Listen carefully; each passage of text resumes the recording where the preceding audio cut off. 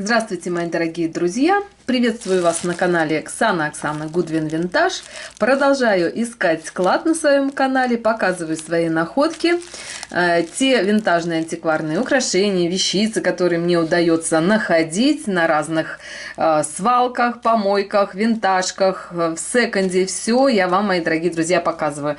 Здесь у меня также к просмотру готовые мои кошечки. Сегодня увидела, порылась в коробке, увидела вот этот мешочек, поняла, что это прям золото, не меньше, чем прям золото, бриллианты. Стоил он $15.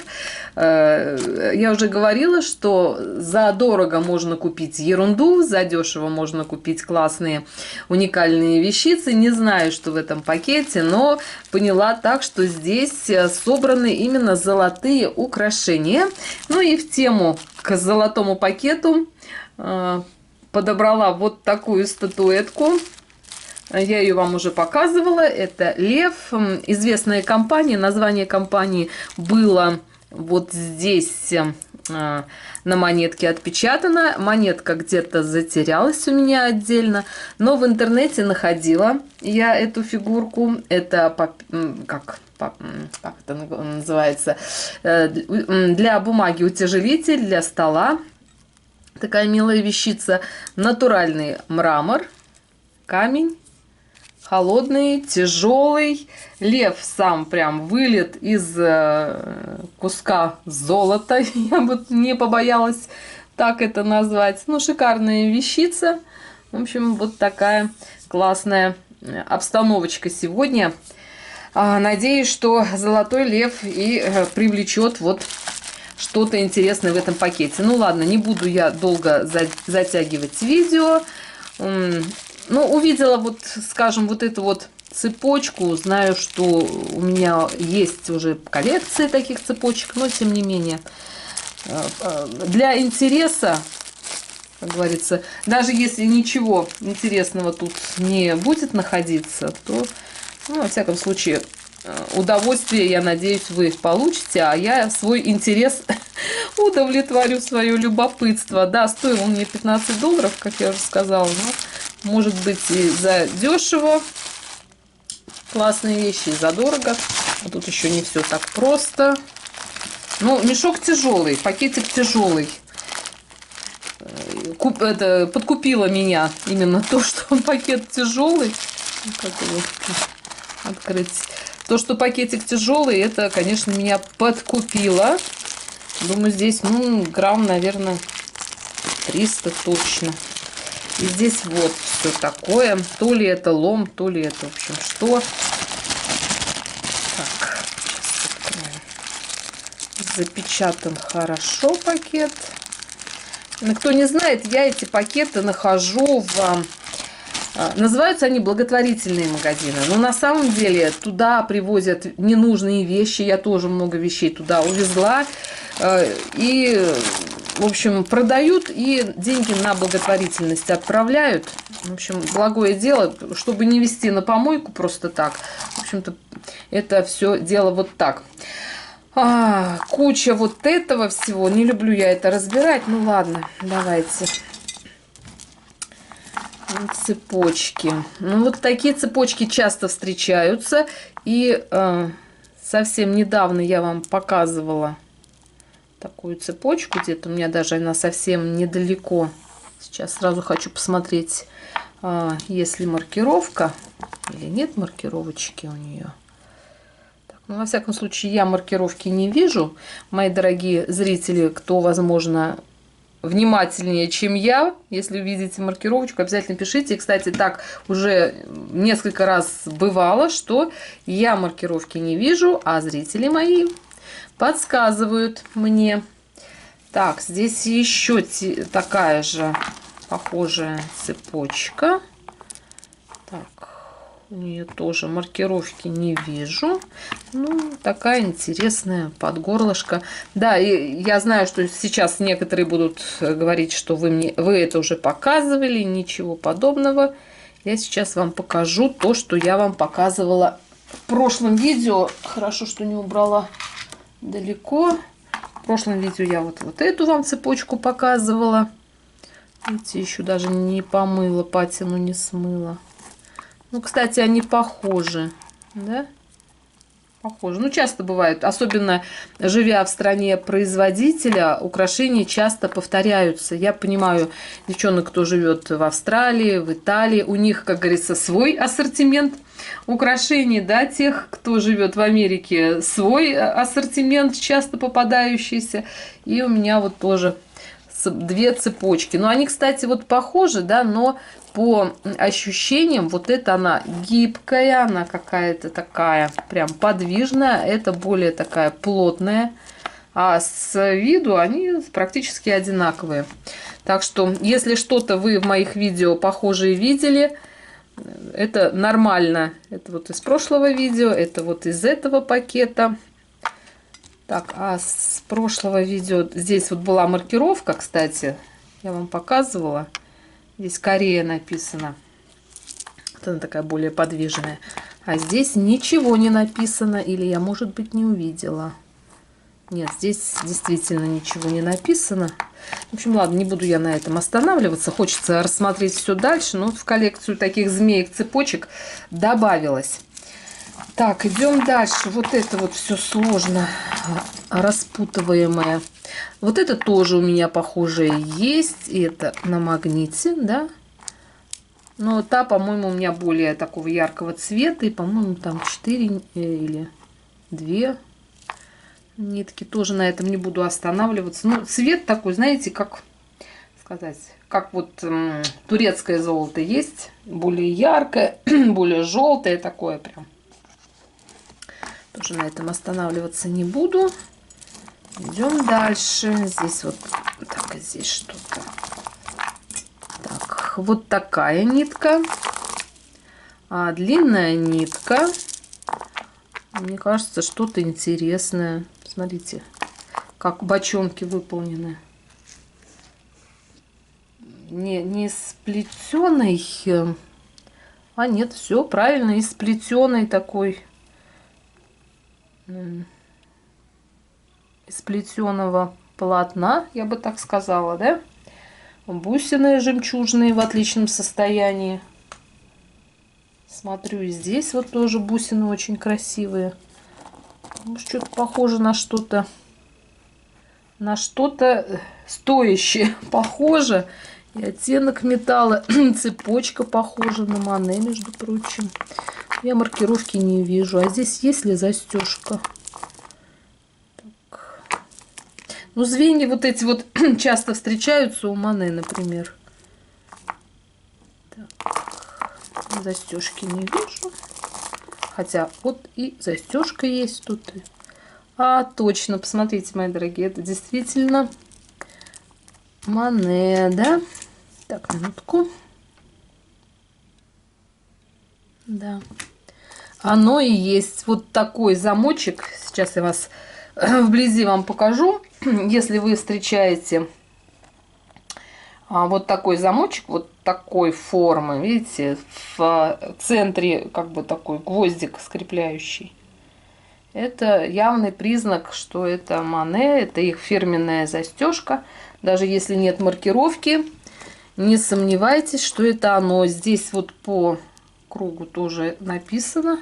Видите, вот когда я без подложки показываю, и крабик вот такой вот сейчас. Без подложки показываю, камера плохо фокусируется, а так вот я думаю, что вам тоже удобнее рассматривать более детально. Ну, отличная вещь. Вот это уже, я считаю, что уже это удача. И даже если там дальше ничего нет ценного, то вот эта вот вещь очень даже удачная. Такая нитка длинная, можно под какой-то кулон массивный, увесистый, тоже с жемчугом что-то вот такое подобрать. Ну и отдельно тоже нитка хорошо смотрится. Кстати, в 2 ряда она такая длинная, можно вполне в 2 ряда. Отличная вещь. Очень довольна, очень рада. Так, дальше. Ну, вот такие тоже цепочки встречаются часто. Сейчас посмотрю, если у меня недалеко. А нет, далеко. Есть только вот такого серебряного плетение. Но есть еще и вот такое тоже сочетание. Вот таких цепочек у меня тоже много. Недавно надевала, поэтому рядом лежит. Отлично, отлично. И если еще есть и маркировка, то вообще великолепно. Ну нет, маркировки не вижу. Маркировки нет. И то хорошо. Ну, видите, оттенок вернее, металл 3 оттенков. Серебряный, желтое золото и розовое золото. Камера хорошо передает. Ну, такой стиль украшений был в моде в 80-х, в 90-х, 80-х. Кто, возможно, помнит. Отлично. Тоже довольна. Так, идем дальше. Вот такая цепь у меня точно есть, только оттенок немножко по-другому, как бы другой оттенок металла, и это вот такая маркировка. Там маркировка, по-моему, тоже такая же или другая, не знаю. Ну, тоже на этом останавливаться не буду. Тоже часто встречается вот такое плетение. Это 90-е цепи, блестящие, все такое. Идем дальше. Так, следующая цепочка. Ну, вот, видите, конечник такой, да, и крючочек. Ну, вот это винтажная вещь. Явно винтажная. Тоже что-то у меня похожее тоже есть. Так, и маркировка. Так, на крючочек закрывается. Сара Кавентри. Тоже отлично. Отличненько. Так, идем дальше. Так, ну напоследок колечки, думаю, оставлю. Здесь вот еще одна цепочка. Очень тоже приятное плетение. Тоже красивый оттенок. Есть следы износа, потертые вот эти вот. Или это так было, серебряный оттенок. В общем, полосочка одна как бы серебряная, вот так. Или это следы потертости, либо это так было задумано. Ну, вот такая интересная цепь. Звенья очень интересные. И здесь тоже есть маркировка. Эван. Вы не поверите. Эван. Странно. Кто не знает, компания Эван не занимается, надеюсь, не будет заниматься производством украшений. Это компания начала свою деятельность, свое существование с изготовления парфюмов, потом это перешло в косметику, уходовую, декоративную, в общем, много всего. Но и в каждом каталоге обязательно есть украшения. Кстати, вот мое мнение по поводу Avon резко изменилось по приезду сюда. Я вижу, что компания Avon сотрудничает с известными дизайнерами, компаниями, и, в общем-то, украшения довольно качественные. Так что присмотритесь, кто к этой компании как бы относится не так. Так, и одна сережка, серьга одна. Жалко. А нет, посмотрите, еще одна. Вот одна. Люцит. Я думаю, что залит перламутр, галиосец люцитом. И очень красивые серьги. Вот на фоне такого бежеватого, желтоватого оттенка. Перламутр как хорошо смотрится. Но бусины сами очень красивые. Я люблю люцит. Особенно, когда это вот так выполнено. Немного дешевые вот эти швензы. Ну, думаю, что они их все равно не портят как-то. Если получится что-то найти более подходящее, то я просто поменяю швензы. А сами бусины очень красивые. Так, идем дальше. Колечко. Так, вижу сразу маркировку. Минутку. Это тоже Avon. Так. Ну, обычная классика. Похож на розовый кварц. Ну, думаю, что это просто стекло. Так, идем дальше. Тоже кольцо. Тоже похожее есть. По поводу вот финифти в прошлом видео я рассказала, что финифти украшения были у меня в 80-х, 90-х годах. В общем-то, что это рисунок по керамике. Некоторые зрительницы мне одна написала, вернее, что это рисунок по металлу. В общем, и я, и она оказались неправы. Это рисунок по эмали. То есть на поверхность металла наносится эмаль, затем заливается... это даже не смола, а стекловидный материал. То есть это даже... Ну, в принципе, даже это я правее оказалась, это рисунок по стеклу, по керамике.